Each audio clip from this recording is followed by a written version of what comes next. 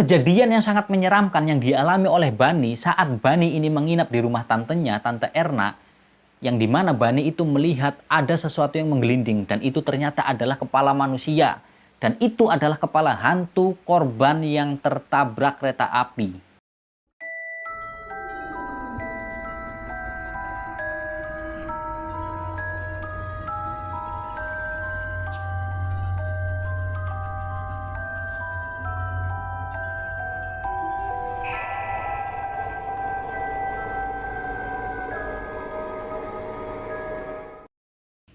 Assalamualaikum warahmatullahi wabarakatuh. Ketemu lagi nih sama saya Misbah Muthaharun.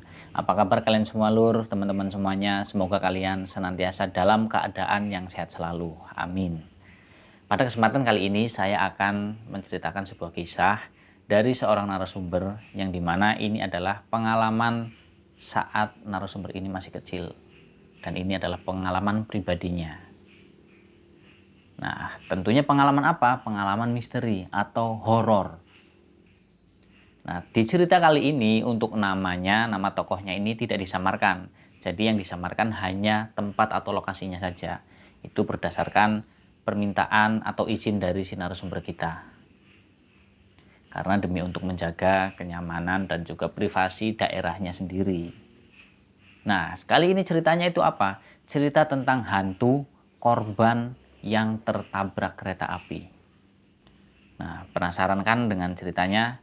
Ya udah, nggak usah lama-lama lagi. Langsung aja kita masuk ke dalam ceritanya. Jadi peristiwa ini adalah kejadian di saat dimana narasumber kita yang bernama Bani itu saat masih kecil. Dan peristiwa ini terjadi di pertengahan tahun 90-an. Yang dimana pada saat itu narasumber kita Bani itu usianya sekitar kelas 5 SD. Nah, walaupun cerita ini sudah lumayan lama banget, bisa dibilang seperti itu, tapi itu masih sangat jelas teringat di dalam memorinya secara detail. Nah, Bani ini sendiri punya kakak perempuan yang bernama Anita. Nah, jadi ceritanya malam itu sekitar jam 1 malam. Nah, si Bani ini lagi tidur, tapi tiba-tiba terbangun karena kaget mendengar suara orang mengetok-ketok pintu dan berteriak. Nggak berteriak sih, maksudnya memanggil-manggil. Nah, ternyata yang datang itu adalah tantenya si Bani yang bernama Tante Erna.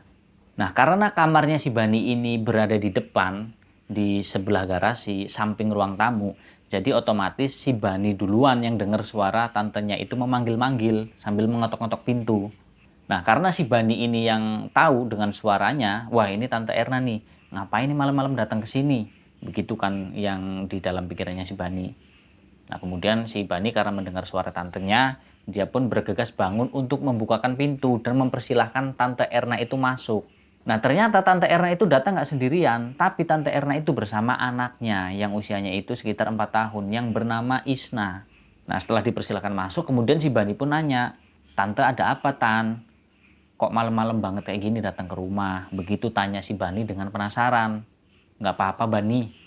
Tante cuma pengen nginep aja malam ini di rumah kamu." Begitu jawabnya Tante Erna. Nah, nggak lama kemudian akhirnya orang tua Bani pun keluar dari kamar dan menemui Tante Erna. Nah, setelah orang tuanya Bani keluar menemui Tante Erna karena Bani ini yang masih ngantuk, akhirnya si Bani beranjak kembali ke kamarnya untuk melanjutkan tidurnya. Nah, setelah si Bani ini masuk ke dalam kamarnya yang berniat untuk melanjutkan tidur, nah tapi di situ si Bani dengar suara obrolan orang tuanya dan juga Tante Erna. Walaupun yang Bani dengar itu nggak terlalu jelas apa yang mereka obrolkan. Ditambah lagi saat itu Bani emang lagi ngantuk-ngantuknya. Tapi yang pasti Tante Erna itu bercerita atau ngobrol ini sambil nangis. Nah, Bani ini nggak tahu nih Tante Erna nangisnya kenapa, karena apa. Apa yang menyebabkan Tante Erna itu bisa nangis kayak gitu. Nah, jadi Tante Erna ini adalah tante favoritnya si Bani atau tante yang paling dekat lah dengan si Bani. Nah, jadi si Tante Erna ini adalah anak ketiga adiknya si bapaknya Bani. Dan kebetulan juga saat si Bani dan kakaknya nih Anita masih kecil, dulu itu yang rawat yang ngurus itu Tante Erna saat Tante Erna ini belum menikah. Nah, ketika Bani atau kakaknya nih Anita sakit misalkan, itu yang ngerawat yang ngurus itu memang Tante Erna. Karena orang tuanya Bani itu sibuk. Mereka itu kan apa ya, pegawai negeri lah bapak dan ibunya si Bani ini. Nah, jadi ya mereka sibuk setiap harinya itu. Jadi di rumahnya itu kalau hari libur doang, hari Minggu. Nah, jadi ya setiap harinya memang yang ngurus mereka Tante Erna. Nah, jadi kalau sakit yang ngurus tuh Tante Erna sampai sembuh. Nah, itu udah kayak orang tua sendiri lah. Mereka tuh si Bani sama kakaknya nganggap Tante Erna kayak ibu sendiri, begitupun sebaliknya. Nah, perjalanan hidupnya Tante Erna, setahu Bani, itu dimulai sejak saat Tante Erna itu menikah dengan suaminya, yaitu Om Andi. Nah, layaknya sebagai pasangan suami istri baru, mereka ini belum mempunyai rumah sendiri. Nah, jadi kondisi tersebut mengharuskan mereka itu mengontrak rumah untuk dijadikan tempat tinggal mereka atau kadang ngekos juga. Nah, seingat Bani, mereka itu sering banget berpindah-pindah rumah kontrakan dan sampai pada akhirnya saat itu mereka pun menemukan atau mendapatkan rumah kontrakan yang jaraknya itu nggak jauh dari rumahnya Bani dan keluarganya. Nah, saat ketika si Tante Erna tinggal di rumah kontrakan yang terakhir ini yang dekat dengan rumahnya Bani, dan itu ketika Tante Erna datang ke rumahnya Bani saat malam hari. Nah, letaknya ini di pinggir jalan raya atau jalan besar. Nah, di sebelah kanan rumahnya itu ada jalanan tanah yang nggak terlalu lebar. Ya, ukurannya ini hanya sedang untuk satu mobil yang bisa lewat di jalanan itu. Nah, jalanan inilah jalanan yang menuju kampung yang ada di belakangnya, yaitu kampungnya Bani. Nah, jarak dari rumah Bani tinggal nih, dari pintu masuk menuju kampungnya, itu sekitar 400 sampai 500 meteran lah dari jalanan masuk itu. Yang dekat dengan rumah kontrakannya si Tante Erna. Nah, sedangkan tepat di belakang rumahnya Tante Erna, itu ada perlintasan kereta api atau rel kereta. Dan jalur perlintasan kereta api itu masih aktif sampai sekarang. Dan pintu belakang rumahnya Tante Erna dengan rel kereta tersebut itu jaraknya hanya kurang lebih sekitar 4 atau 5 meter lah. Dan itu deket banget. Jadi kalau ada kereta lewat itu getarannya tuh ya bisa dibilang ya sampai ke jantung lah. Karena getarannya itu karena memang jaraknya tuh deket banget. Nah, jadi pada waktu itu suaminya Tante Erna, Om Andi, itu sedang kerja di sebuah perusahaan yang dimana perusahaan ini adalah pabrik besi yang lumayan terkenal di daerah tersebut. Nah, kebetulan si Om Andi ini mendapatkan shift malam. Nah, jadi Tante Erna itu tinggal di rumah kontrakannya hanya berdua dengan anaknya yang 4 tahun itu, Isna. Nah, jadi ketika si Om Andi ini berangkat kerja di shift malam, itu terkadang menjadi sebuah masalah buat Tante Erna. Nah, jadi begini, setaunya si Bani, Tante Erna itu orangnya pemberani. Nah, tapi entah kenapa, saat Tante Erna itu menempati rumah kontrakan tersebut, dan ketika si Om Andi, suaminya Tante Erna ini berangkat kerja shift malam, itu Tante Erna sering banget minta ditemani. Jadi sepertinya tuh Tante Erna memang benar-benar takut jika harus sendirian hanya berdua dengan anaknya di dalam rumah. Nah, jadi kampung tempat tinggal Bani itu sekitar 20 tahun yang lalu itu memang masih sangat sepi sekali. Nah, sedangkan rumahnya Bani itu berada di paling ujung kampungnya. Dan kanan kirinya sekelilingnya itu ya paling ya cuma kebun, sawah, ladang, seperti itu. Tipikal daerah Banten. Ini mohon maaf nih lur, teman-teman semuanya. Tanpa menyinggung pihak manapun, ini cuma sekedar sharing, hanya berbagi cerita. Nah, jadi tipikalnya itu ya sangat syarat dengan hal-hal mistis. Contohnya, ya yang seperti kita tahu, yang namanya hal mistis itu ya mungkin ada kayak, mohon maaf nih, kayak santet lah atau ya guna-guna atau dan lain sebagainya. Pokoknya yang syarat akan hal mistis.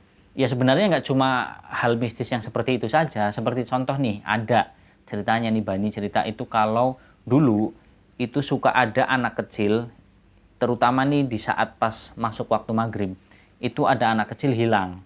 Nah, setelah beberapa jam kemudian, anak kecil itu muncul atau diketemukan. Nah, itu konon katanya anak tersebut itu dibawa atau diculik oleh wewe gombel atau kalong wewe. Nah, kurang lebih seperti itu contoh-contoh mistisnya. Apalagi itu zaman dulu yang memang kondisinya itu masih sepi, nggak seramai sekarang. Kalau sekarang mungkin udah nggak ada. Kalaupun ada ya wallahu a'lam. Mungkin hanya segelintir orang yang pernah melihat atau mengalami peristiwa yang sama seperti itu. Nah, makanya dulu nih ketika waktu ini udah mulai masuk waktu maghrib dan sampai kemudian makin malam itu udah sepi suasananya. Berarti batasnya itu cuma sampai maghrib. Udah nggak ada aktivitas lagi gitu, sepi banget. Nah, kita balik lagi nih ke ceritanya Bani dan Tante Erna. Nah, jadi seperti ini lur teman-teman semuanya. Beberapa bulan sebelum peristiwa Tante Erna itu malam-malam datang ke rumahnya Bani, itu ada sebuah kejadian yang menggegerkan, yang menggemparkan warga kampung, atau bahkan malah seisi kota di tempat tersebut. Nah, peristiwa apa, kejadian apa? Nah, jadi ceritanya itu ada seseorang yang tertabrak kereta tepat persis di perlintasan kereta api di belakang rumah kontrakannya Tante Erna. Pas di situ. Dan korban yang tertabrak kereta api ini adalah seorang laki-laki dewasa. Dan yang cukup membuat heboh pada saat itu adalah detail kejadiannya. Nah, jadi sebelum kejadian laki-laki tersebut tertabrak kereta, nah ceritanya laki-laki itu tuh lagi berjalan mau menyeberangi rel kereta tersebut. Nah, tapi para warga ini meneriaki. Ya intinya, Pak, jangan dulu Pak, jangan dulu lewat, awas ada kereta. Karena memang saat itu ada kereta yang lagi melintas. Nah, tapi orang tersebut itu seolah-olah nggak mendengarkan teriakan para warga. Jadi orang tersebut, nih si korbannya, itu tetap aja terus dia berjalan melintasi rel kereta tersebut. Dan beberapa detik kemudian, tertabraklah si laki-laki tersebut. Laki-laki tersebut tidak terhindarkan dari maut, tertabrak kereta yang melintas. Dan meninggal di tempat juga saat kejadian itu. Dan pasca setelah orang tersebut tertabrak kereta, itu ada hal yang membuat geger orang-orang. Karena apa? Ternyata kepala si korban itu terlepas, terpisah dari badannya. Dan tidak ditemukan selama beberapa jam. Nah, jadi butuh waktu yang cukup lama untuk mencari kepala si korban ini. Nah, jadi peristiwanya sendiri, kejadiannya itu tertabrak keretanya itu sekitar jam 1 siang nih. Nah, warga baru bisa menemukan kepalanya si korban ini pada sore hari, menjelang maghrib malah. Nah, di sini coba kalian tebak lur teman-teman. Itu kepalanya ketemunya di mana? Kepala si korban laki-laki tersebut yang tertabrak kereta api itu. Jadi ternyata lur teman-teman nih, kepala si korban itu diketemukan di atas atap rumahnya Tante Erna. Dan karena itulah kenapa waktu dalam pencarian kepala si korban ini cukup lama, memakan waktu beberapa jam. Karena warga, orang-orang yang datang ke situ yang rame banget itu nggak sempet mikir, nggak ada pikiran malah kalau kepala tersebut itu akan terlepas atau terlempar ke atap rumahnya Tante Erna. Jadi orang-orang itu yang mencarinya di sekitaran bantalan rel kereta. Jadi sama sekali tuh nggak ada terpikirkan, masa iya sih kepala sampai mencolot atau terlempar ke atap rumah warga. Kan nggak mungkin juga. Nah, tapi itu yang nyatanya terjadi. Nah, walaupun hanya bisa muat untuk satu mobil saja, tapi jalanan di samping rumahnya Tante Erna itu rame banget orang. Karena ada peristiwa tersebut. Dan setiap harinya juga memang banyak orang yang berlalu lalang lewat situ. Dan itu bisa dibilang ya jalanan cukup ramai untuk ukuran jalanan kampung. Nah, jadi warga yang berlalu lalang lewat situ itu ya otomatis harus nyebrang atau melintasi rel kereta api tersebut yang tanpa palang pintu dan nggak ada yang jaga. Iya benar, jadi rel kereta api tersebut itu memang tidak ada palang pintunya dan tidak ada petugas yang menjaganya. Jadi, setiap orang yang lewat di situ yang melintasi rel kereta api harus ekstra berhati-hati. Nah, mungkin karena hal itulah yang membuat setiap beberapa tahun sekali itu pasti ada saja korban yang meninggal di situ. Dan meninggalnya sudah pasti karena tertabrak kereta api. Sama seperti korban itu tadi. Nah, tapi walaupun nggak ada petugas yang jaga, tapi di setiap malam itu ada orang yang suka keliling, siskamling, namanya itu Pak Bambang. Jadi memang tugasnya Pak Bambang itu setiap malam itu berkeliling kampung untuk melakukan tugasnya, siskamling. Nah, umurnya Pak Bambang sendiri itu di kisaran umur 55 tahun. Nah, beliau, Pak Bambang ini orangnya sangat menyenangkan. Beliau itu ramah.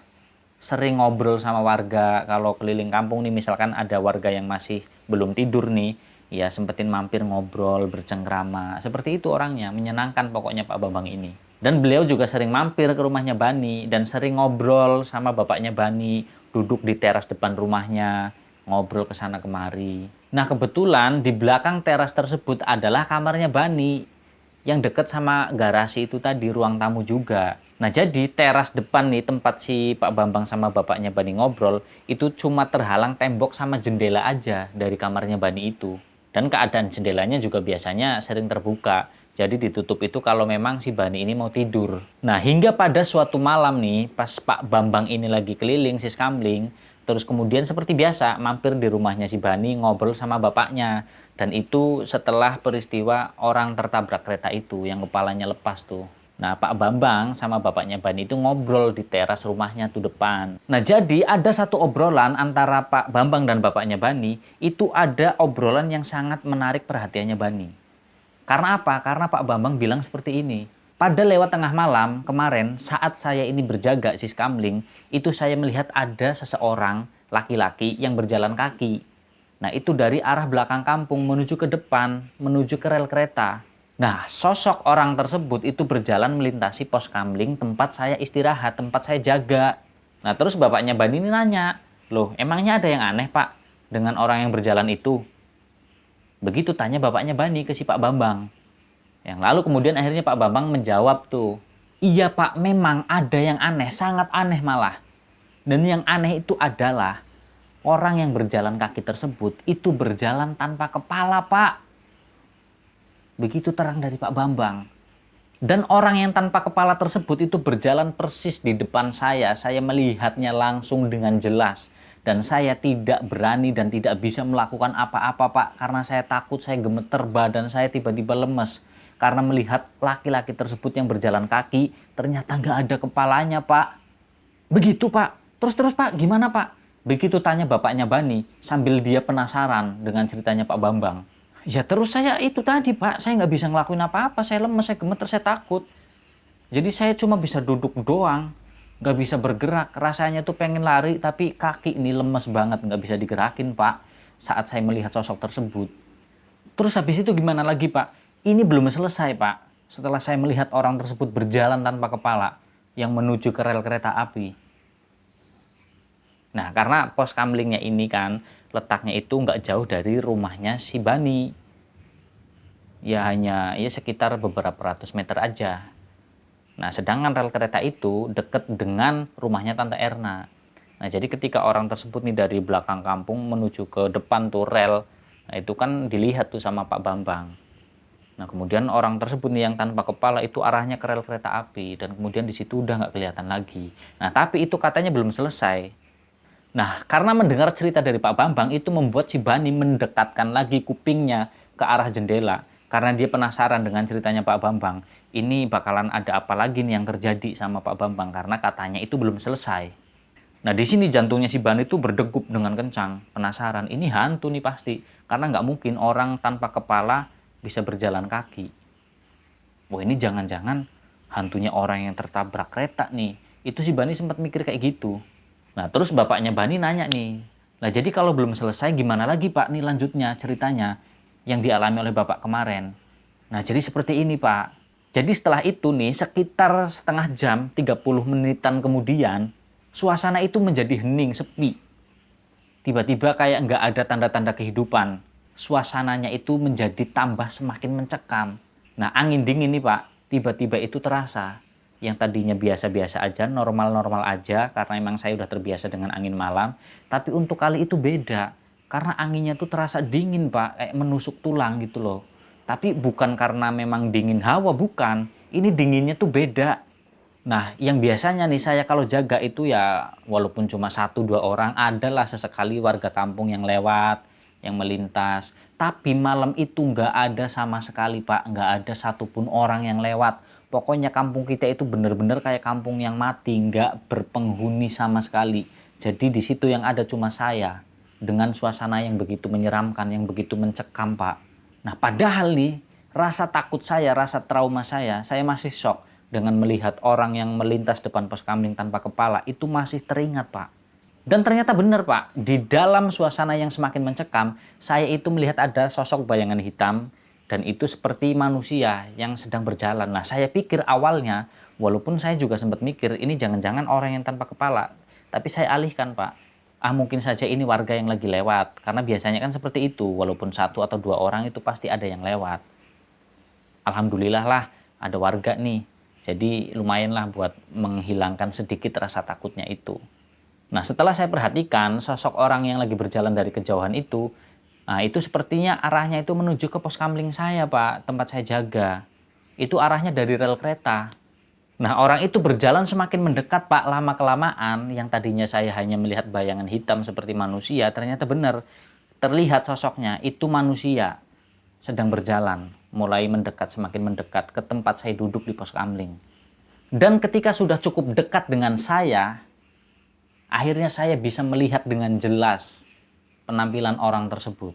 Ternyata dia adalah orang yang sama yang sudah pernah saya lihat, yang tanpa kepala, Pak. Tampilannya itu sama seperti yang saya lihat sebelumnya. Nah, jadi untuk yang kedua kalinya ini melihat sosok tersebut itu memang benar-benar terlihat dengan jelas tanpa kepala, dan dari lehernya itu masih terlihat kucuran darah yang masih seger yang membasahi pakaian yang masih dipakainya itu. Nah, kemudian semakin dekat, semakin dekat, semakin dekat, akhirnya tepat persis ada di depan matanya Pak Bambang ketika sedang duduk di pos kamling, pos jaganya itu. Nah, karena mendengar cerita tersebut, bapaknya si Bani ini nanya, "Lah terus Pak, sosok tersebut terlihat seperti membawa apa gitu enggak?" Tanya bapaknya Bani dengan penasaran. Nah, si Bani juga tambah penasaran nih yang mendengarkan dari dalam kamarnya itu, yang mendengar dari jendela. Dan kemudian dijawab oleh Pak Bambang, "Benar Pak, sosok tersebut memang membawa sesuatu. Dan saya lihat itu dibawa di tangan kanannya. Dan Bapak tahu apa yang dia bawa? Yang dibawa itu adalah seonggok kepala Pak, yang masih mengucurkan darah. Dan ternyata itu adalah kepalanya sendiri." Nah, di situ Bani mendengar suaranya Pak Bambang menceritakan hal tersebut itu sambil kayak gemetaran, kayak shock, ketakutan gitu. Dan itu pertama kalinya si Bani ini mendengar cerita horor misteri yang nyata terjadi langsung dari narasumbernya yang mengalami. Nah, di hari-hari berikutnya cerita tersebut pun akhirnya tersebar ke seluruh kampung, sehingga membuat warga seluruh kampung ini tidak ada yang berani keluar malam. Pokoknya udah waktu maghrib masuk nih, udah nggak ada lagi yang berani keluar. Karena mereka semua tahu dan mendengar cerita tersebut. Apalagi untuk berjalan melintasi rel kereta api itu yang tanpa palang pintu dan tanpa penjaga. Nah, jadi saat itu kampungnya itu menjadi suasananya itu begitu mencekam dan menyeramkan. Nah, terus kemudian nih di suatu sore nih, saat si Bani sama kakaknya nih Anita lagi duduk depan TV. Nah, terus kemudian si Tante Erna ini datang, itu masih sore. Nah, Tante Erna datang, kemudian masuk ke dalam rumahnya Bani. Nah, kebetulan di situ juga ada ibunya Bani.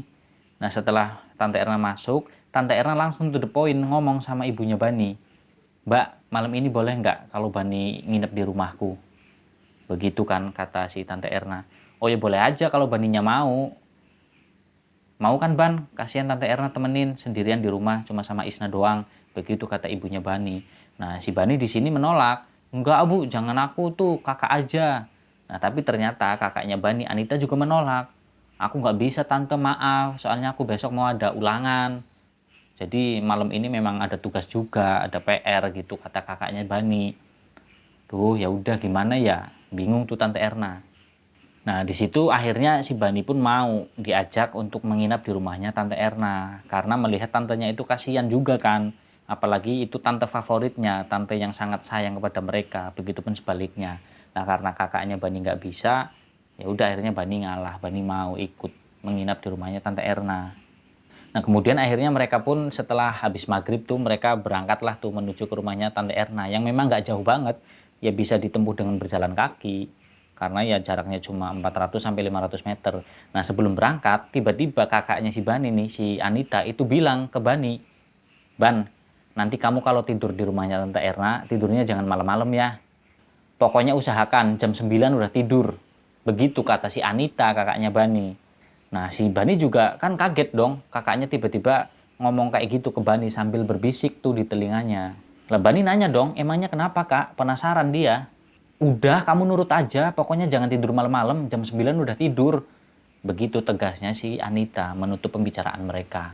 Nah, di sini Bani masih penasaran karena jarang-jarang banget nih Anita ngomong seserius itu ke si Bani, apalagi sampai bisik-bisik. Nah, kemudian pamitan lah tuh si Bani dan juga si Tante Erna ke bapak ibunya Bani. "Ya udah sana, deket ini." Gitu kan kata orang tuanya Bani mengizinkan. Nah, berangkatlah mereka menuju rumahnya Tante Erna. Nah, tapi sebelum mereka benar-benar pergi nih menuju ke rumahnya Tante Erna, di situ bapaknya Bani mewanti-wanti Bani. Bapaknya itu mewanti-wanti, "Pokoknya Bani, kamu, Erna, Isna apalagi yang masih kecil, jangan menyeberang perlintasan kereta api. Kalau terpaksa mau nyebrang, yaitu pastikan dulu dengan pasti banget kalau emang benar-benar nggak ada kereta yang sedang melintas." Begitu wanti-wanti atau pesan dari bapaknya Bani. "Iya Pak, iya Mas," begitu kata Bani sama Tante Erna. Dan ibunya Bani juga berpesan sama, kayak pesannya si Anita. Pokoknya pesannya itu jangan tidur malam-malam. Nah, di situ juga ada pesan lagi. Tidur jangan malam-malam dan jangan tidur di kamar belakang. Begitu kata ibunya Bani. Ah, ada apaan sih, Mang, di kamar belakang itu? Begitu si Bani nih, karena penasarannya dia. Akhirnya berangkatlah mereka tuh menuju rumah Tante Erna. Nah, kemudian lalu sampailah mereka di rumah Tante Erna. Setelah sampai, Tante Erna membuka pintu dan mempersilahkan Bani untuk masuk. Nah, jadi rumahnya Tante Erna itu, rumah kontrakannya, itu rumah yang nggak terlalu besar. Jadi ukurannya itu memanjang ke belakang. Nah, di rumahnya itu juga ada lorong nih sebelah kanan. Nah, di lorong itu ada kamar yang saling berhadap-hadapan, yaitu kamar yang tadi, yang diwanti-wanti nggak boleh tidur di situ. Nah, terus kemudian yang paling belakang itu ada dapur dan kamar mandi. Nah, kemudian di pintu rumah yang paling belakang, nih pintu belakang, itu kalau pintunya dibuka, itu kita langsung bisa melihat rel kereta api yang jaraknya hanya 5 meter. Nah, kemudian Tante Erna ngomong sama Bani, Bani, kamu nanti tidur di kamar depan aja ya, udah Tante beresin kamarnya, nanti biar Tante yang tidur di kamar belakang, begitu kata Tante Erna. Jawab Bani, iya Tante. Dan Bani ini juga kayak ngerasa, wah kebeneran. Dia gumam sendiri di hatinya. Dia itu inget pesan kakaknya, pesan ibunya, kalau nanti di rumah Tante Erna, jangan tidur malam-malam dan jangan tidur di kamar belakang. Ya udah, jadi kayak wah bagus lah, beneran nih. Nah, kemudian Tante Erna ngomong ke si Bani, ya udah Ban, itu kalau mau nonton TV nonton aja. Tante sama Isna udah ngantuk kayaknya, Tante masuk ke kamar dulu ya. Ya udah Tante, sana tidur dulu, aku mau nonton TV dulu. Gitu jawab Bani kan. Nah, tantenya masuk ke dalam kamar tuh sama anaknya. Nah, Bani nonton TV di ruang keluarga tuh. Nah, kemudian pas lagi saat nonton TV, si Bani ini udah mulai ngerasa ngantuk. Nah, saat itu udah jam setengah 10 malam. Jadi lewat dari jam 9, dari batas yang diwanti-wanti sama kakak dan ibunya itu. Nah, kemudian karena melihat jam udah jam setengah 10, Bani juga udah mulai ngantuk. Dia matikan TV, dia masuk ke dalam kamar depan di rumah kontrakannya Tante Erna. Nah, lalu kemudian sebelum masuk, nih si Bani itu nggak mematikan lampu ruang tengah, ruang keluarga, karena memang Tante Erna berpesan kalau lampu ini jangan dimatikan. Pokoknya biarin aja nyala, biar terang, jangan gelap gitu rumahnya. Nah, kalau lampu kamar sih terserah, mau dinyalain apa mau dimatikan tergantung. Yang penting ruang tamu, ruang depan, belakang jangan dimatikan. Nah, suasana pada malam itu awalnya biasa aja. Bani nggak merasakan ada apa-apa, nggak ada yang aneh, nggak ada sesuatu yang mencurigakan, itu nggak ada. Kecuali suara kendaraan yang kadang-kadang melintas dari depan rumah kontrakannya Tante Erna. Karena memang rumahnya Tante Erna ini kan berada di depan, di pintu masuk atau jalan masuk menuju ke kampung. Jadi ya lumayan rame.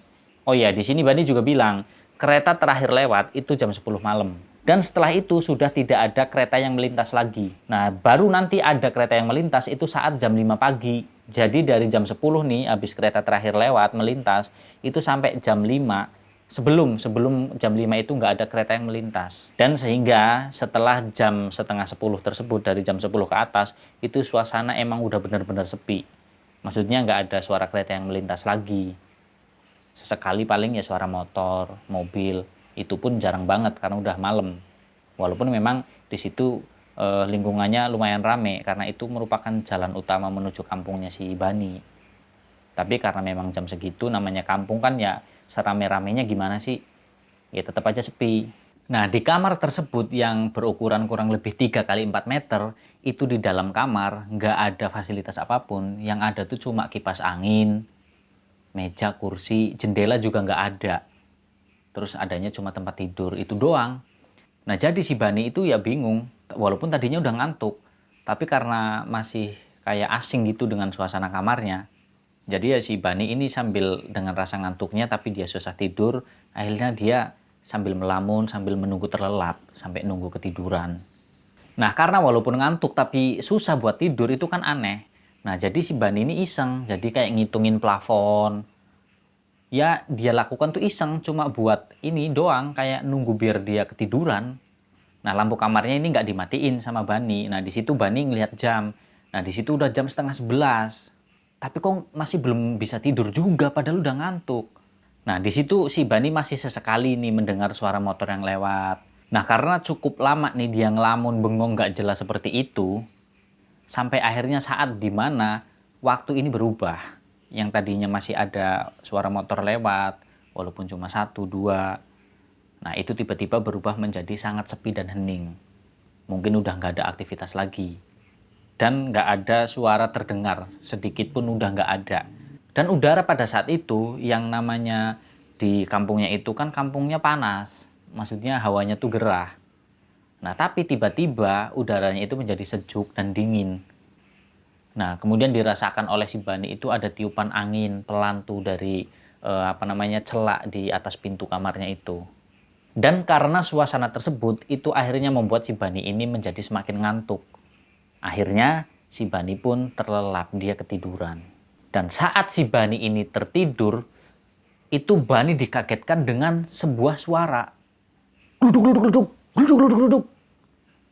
Karena kaget, si Bani akhirnya terbangun dari tidurnya. Nah, setelah Bani terbangun, suara itu menghilang. Nah, saat si Bani akan melanjutkan tidurnya lagi, tiba-tiba suara itu terdengar lagi. Gluduk, gluduk, gluduk, gluduk, gluduk, gluduk. Seperti ada yang menggelinding. Nah, kemudian akhirnya si Bani ini terbangun dan dia duduk di tempat tidur sambil mengumpulkan nyawanya dan coba untuk menyadarkan dirinya dengan penuh kesadaran. Ya, karena kan baru bangun tidur. Nah, terus kemudian si Bani ini melihat ke arah jam dinding tuh yang ada di kamar. Dan jam itu menunjukkan pukul 1 malam lebih sedikit. Nah, si Bani ini ngucek-ngucek matanya kan. Kemudian dia perhatikan dengan seksama, suara apa tuh tadi. Tapi setelah dia dengarkan, tiba-tiba suara itu hilang. Udah nggak ada lagi, nggak terdengar lagi suaranya. Nah, tapi si Bani ini yakin kalau suara itu berasal dari luar kamar. Tapi masih di dalam rumahnya Tante Erna.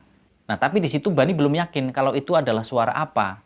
Ya karena belum sempat si Bani ini mencari tahu, tiba-tiba suara itu udah menghilang. Nah, kemudian akhirnya Bani memutuskan untuk kembali lagi turbahan. Dia tiduran lagi karena hingga akhirnya terlelap. Dan dikagetkan lagi dengan suara itu, yang gluduk-gluduk itu tadi. Suara itu terdengar dan si Bani ini tambah yakin kalau suara tersebut itu berasal dari luar kamar. Atau di ruang TV itu tadi, yang dekat dengan tempat tidurnya si Bani, kamarnya. Nah, kemudian si Bani bangun nih, duduk lagi tuh di tempat tidur. Karena suara itu masih terdengar.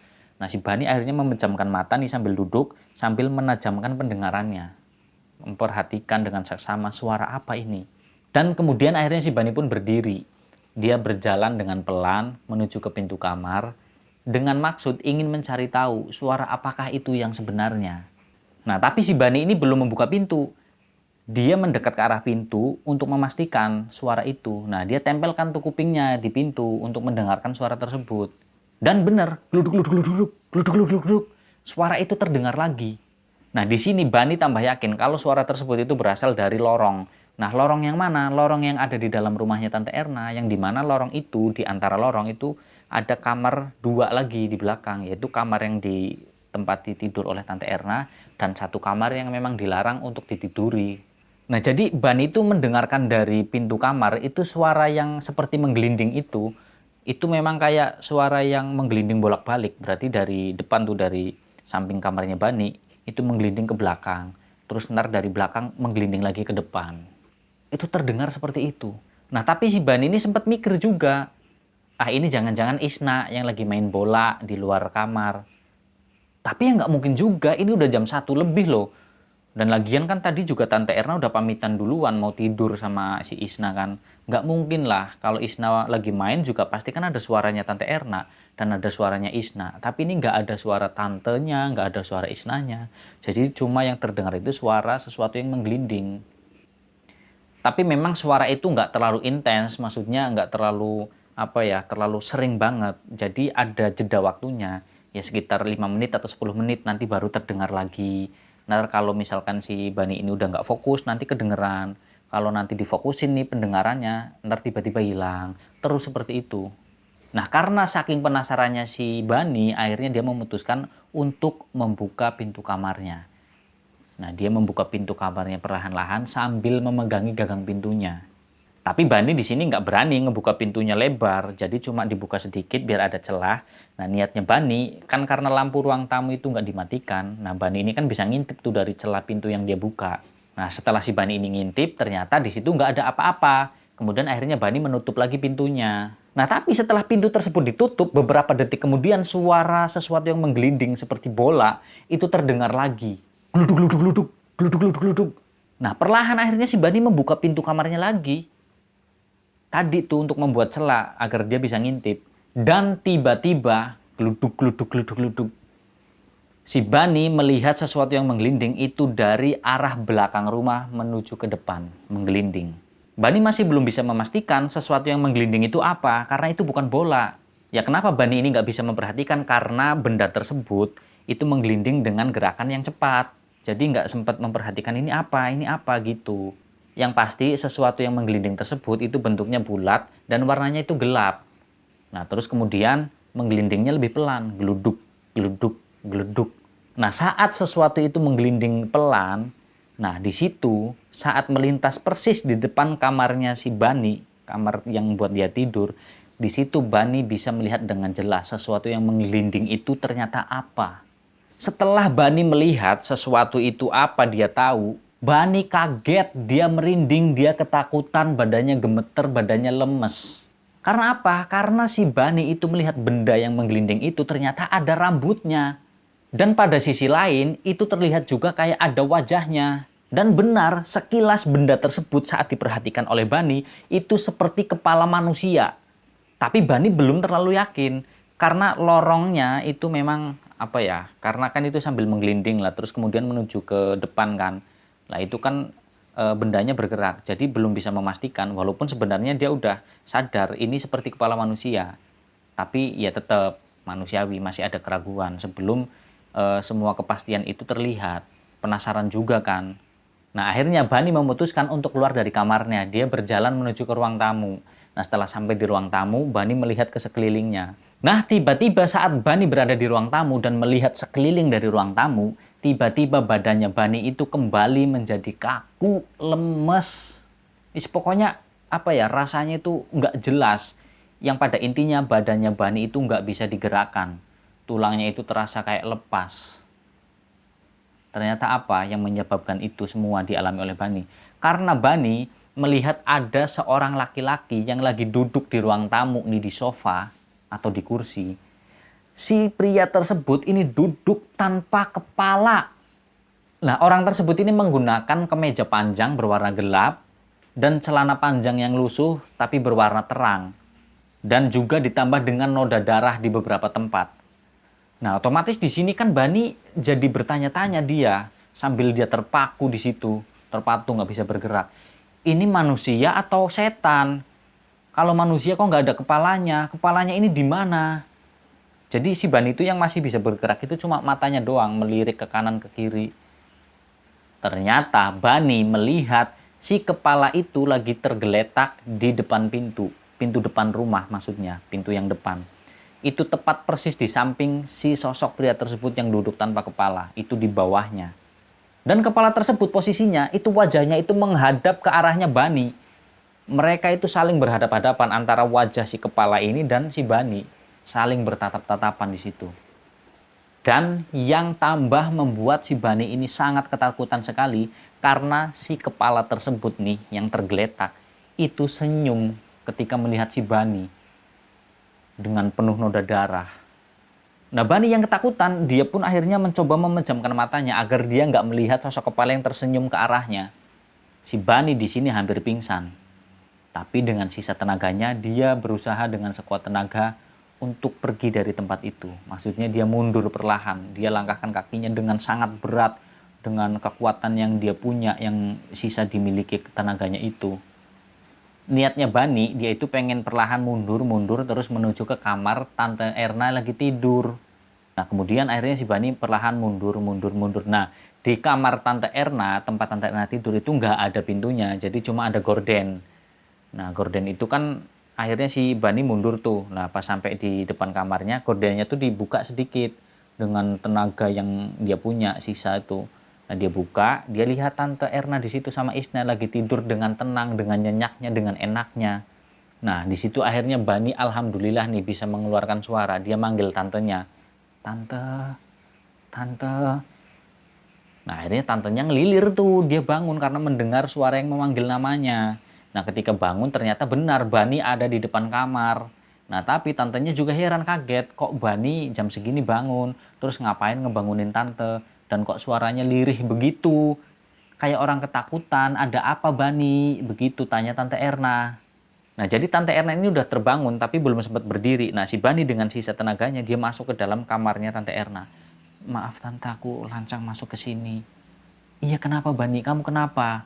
Nah kemudian Bani berbisik dengan suaranya yang begitu lirih, gemetaran. Dia ceritain semuanya ke Tante Erna tentang apa yang dialami malam itu dan apa yang dia lihat saat itu. Nah, setelah Tante Erna ini mendengar semua cerita dari Bani, tapi Tante Erna ini masih bersikap tenang dan kemudian membangunkan anaknya Isna. Nah, kemudian akhirnya Tante Erna mengajak Bani dan juga Isna untuk pergi keluar dari rumah kontrakannya lewat pintu belakang. Karena apa? Sosok tersebut itu ternyata masih ada di ruang tamu di depan. Jadi nggak mungkin mereka ini melewati pintu rumah yang depan karena ada sosok tersebut. Mereka juga takut. Makanya mereka lebih memilih pintu belakang. Walaupun pintu belakang itu dekat dengan rel kereta api. Tapi karena itu dirasa lebih aman. Nah akhirnya mereka memutuskan untuk pergi ke rumahnya si Bani. Dan selama di perjalanan nih, kan mereka jalan kaki tuh dari rumah kontrakannya Tante Erna menuju ke rumahnya Bani. Di selama perjalanan itu mereka bertiga nggak ada yang berani menoleh ke belakang. Pokoknya mereka tuh fokus ke depan. Nah, akhirnya sampailah mereka di rumahnya Bani. Setelah sampai, mereka mengetuk pintu, kemudian memanggil-manggil kakaknya si Bani, yaitu Anita. Nah, kemudian dibukakan. Nah, mereka masuk. Nah, di situ ya membuat heran orang tuanya Bani dan juga kakaknya Bani, si Anita ini. Kenapa kok malam-malam balik ke sini? Katanya mau nginep di rumahnya Tante Erna. Begitu Bani ditanya kayak gitu. Nah, akhirnya Bani dia tarik napas, agak sedikit tenang, kemudian diceritakan semua tuh ke orang tuanya dan juga ke kakaknya tentang apa yang dia lihat, apa yang dia alami. Dan itu semua dibenarkan oleh Tante Erna. Nah, akhirnya kata bapaknya Bani, ya udah malam ini kalian tidur di sini. Dan kalau memang dirasa sudah tidak memungkinkan, kalau memang itu selalu mengganggu, ya sudah kamu mendingan tinggal di sini aja untuk sementara. Begitu kata bapaknya Bani kepada Tante Erna. Iya mas, terus nanti kamu bilang sama suamimu, sama Andi, kamu mendingan cari rumah kontrakan lain lagi. Nggak apa-apa, agak lebih jauh dikit nggak apa-apa, yang penting aman. Iya mas, nah ini Bani, gitu kata ibunya si Bani ini langsung nyambung. Itu makanya kenapa ibu nyuruh kamu itu tidur sebelum jam 9, maksimal jam 9.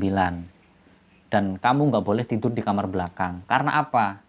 Nah, Bani ini sebenarnya belum tahu, dia baru mendengar ceritanya aja gitu loh. Tentang penampakan orang tanpa kepala itu dari Pak Bambang. Nah, tapi dia mengalami sendiri dan melihat sendiri. Nah, akhirnya diceritain tuh sama ibunya si Bani. Bani, ya mungkin kamu tahu tentang peristiwa kecelakaan beberapa bulan yang lalu. Nah, tapi berarti itu memang benar. Kepala orang tersebut, si korban, itu sempat hilang beberapa jam dan itu ketemu di atas atap rumahnya Tante Erna. Nah, itu makanya mungkin saja sosok hantu tersebut itu bersemayam di situ. Karena memang itu adalah lokasi tempat kejadian di mana orang tersebut mengalami peristiwa yang sangat mengenaskan, yaitu tertabrak kereta api hingga kepalanya lepas dan terlempar di atas atap rumah kontrakannya Tante Erna. Begitu kata ibunya si Bani. Nah, akhirnya mereka pun memutuskan untuk menginap dan tidur di rumahnya si Bani sampai pagi menjelang. Nah, kurang lebih seperti itu ceritanya yang dialami oleh narasumber kita itu Bani. Dan katanya nih, sosok tersebut itu ya udah jarang banget memunculkan dirinya. Ya paling hanya sesekali nih sampai sekarang.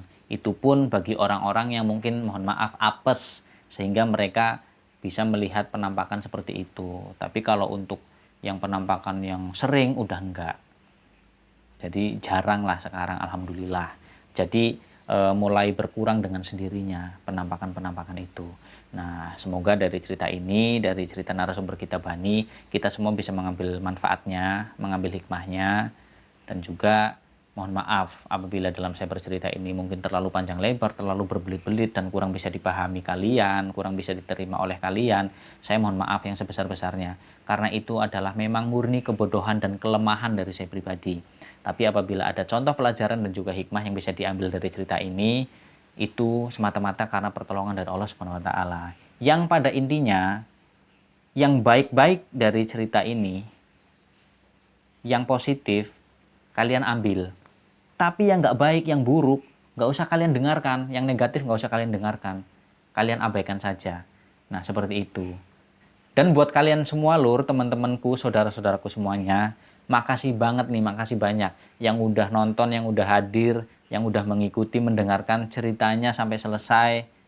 Saya doakan dimanapun kalian berada, semoga kalian senantiasa dalam keadaan yang sehat selalu, dalam lindungan Allah Subhanahu wa taala, diberikan rezeki yang banyak, yang berkah, yang halal pastinya. Dijauhkan dari orang-orang yang jahat, orang-orang yang buruk, orang-orang yang ingin mencelakai kalian, misalkan gitu. Semoga kalian dilindungi semuanya. Amin. Nah, baiklah, sekian dari saya. Sampai jumpa lagi di video dan juga cerita-cerita misteri berikutnya. Saya undur diri, saya Misbah Muthaharun. Wassalamualaikum warahmatullahi wabarakatuh.